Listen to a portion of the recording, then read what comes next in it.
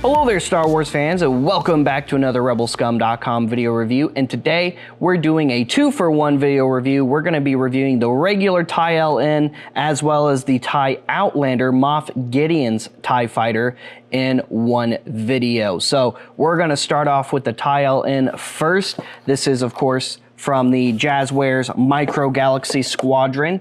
The TIE LN, it's a staple. You know, you gotta have the backbone of the Imperial Navy here. And this thing is a really cool model. This is one I've also been really excited for. And then of course there's also a ton of variants of this one that are soon to be coming out. So this is the regular launch edition version, just the classic bluish gray TIE LN, which I love it, it's awesome. But we're also there's also the SDCC hologram edition. There's the upcoming Series 2 Sabine's TIE, which is just a repaint of this one in her color scheme, because, you know, that's all she did. She repainted one, and it comes with Sabine. There's the battle damaged one coming at some point in Series 2, and there's also going to be that white, like that whitish light gray color scheme coming out very soon as well for the TIE LN. So just alone, real soon into Micro Galaxy Squadron, we're going to have pretty much every different version of the TIE LN. But hopefully here pretty soon, you know, we'll start to see other TIE variants as well, aside from the TIE Advanced from Series 1, the TIE Outlander from Series 1. Hopefully we'll start seeing TIE Interceptors soon. Hopefully we'll start seeing TIE Defenders, especially that one. I will get very excited about if we get a TIE Defender soon. But more than that, there's also the TIE Striker from Rogue One, TIE Bombers, TIE Reaper, plenty of other TIE models for us to get here pretty soon in the Micro Galaxy line, and I can't wait to see Jazwares get to them. So anyway, here's the TIE LN. Looks awesome. You got a regular TIE Fighter pilot right there in the packaging. On the back, you've got some, you know, blueprints of it, as well as some of the features, like the wings can pop off and so on. The artwork for this one is a classic Rebels versus Empire battle. You've got some X-Wings, you've got some TIEs, they're shooting at each other and stuff, like they would. And that's pretty much it. That's pretty much it for the packaging. Let's get this bad boy out here, huh? I like how this one was just nice and easy. So I would say this was the easiest one to take out of the bubble so far. And it looks pretty great. Nice texturing on those panels there. Nice little cross sections. All those little details are there. One of the things that was showcasing on the back is you can pull this little panel down and see some inner engine workings there. Of course, the cockpit does open and close. And then there's a button down here on the bottom that pushes up on the seat a little bit so you can get your TIE pilot out just a little bit easier. So that's really cool. And there's even some really cool molded details on the inside of the cockpit as well, which I really like. I think that's awesome. And then, of course, we also have our little card within the packaging, our little carded TIE Fighter pilot there. He's looking pretty good. Nice and simple little figure. Same articulation as the rest. He has articulation at his hips, his shoulders, and that's pretty much it. Putting him in the TIE Fighter here is nice and simple. We're just gonna bend his legs. I'm gonna bring his arms up a little bit so we can make it look like he's working the controls.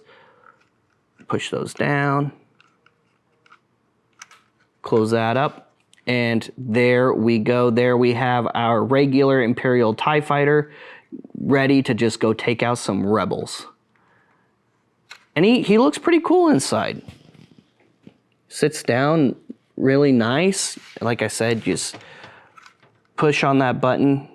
And as you can see, it raises our TIE pilot up just a little bit. Makes it easier for us to pull him out, which is really nice for those of us guys who are, you know, older and have big fingers. I mean, I'm sure the kiddos don't really have much of a problem getting those out, but, you know, the hatch, my index finger is the size of the hole of the hatch itself. So I really do appreciate that feature there, Jazwares. Thank you for keeping that in mind. Thank you for keeping your older collectors in mind when you were designing that. And then, of course, like I said, the wings do just pull right off. And then you just have your regular TIE pod. So I'm hoping whenever the Interceptor, of course, comes out, you know, I'm sure the wings will pop off of that as well, and we can just swap out the wings with any of these TIE pods who, you know, have removable wings. So nice and cool. And now for the Outlander. So there you go. There's the Outlander TIE Fighter. And it does come with Moff Gideon, the first person we see pilot this awesome TIE Fighter. And on the back, again, you get some blueprint details, some of the features of the actual toy itself, which is really nice and cool. We've got the Razor Crest, the regular ATST, the Raider ATST there in the background. Is there anything else? Oh yeah, on the inner part, we also have some Imperial troop transports there down on the bottom as well. So pretty cool. And that's pretty much it for the packaging.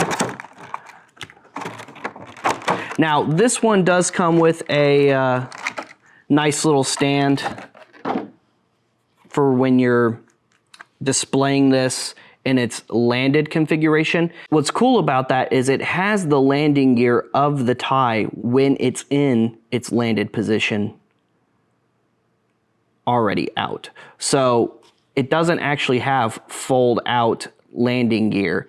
You just take the TIE and position it on the stand for its you know, landing mode. And what's also cool about this one is, aside from the pod, the pod is the same mold as the regular TIE LN. Like I was talking about, it'd be cool with the Interceptor. It does have removable wings, so the collapsing wing feature of the Outlander can be interchanged with, you know, the regular LN here. It's a little bit of a tight fit though. But as you can, I crashed it. As you can see, you can still put it on. Now, granted, you don't really need to swap out the wings on these, because you would really just be swapping it from one TIE pod body to another TIE pod body. So not really all that necessary to swap it out on the two of these, because, you know, in their standing position, they both just look like TIE LNs. But then, of course, you know, you can do that with it, which I think that's really cool. Other than that, like I said, it's pretty much the same TIE pod. The main differences between that TIE pod and this TIE pod is the paint scheme is slightly different. It does not have the fold down feature on the back engine.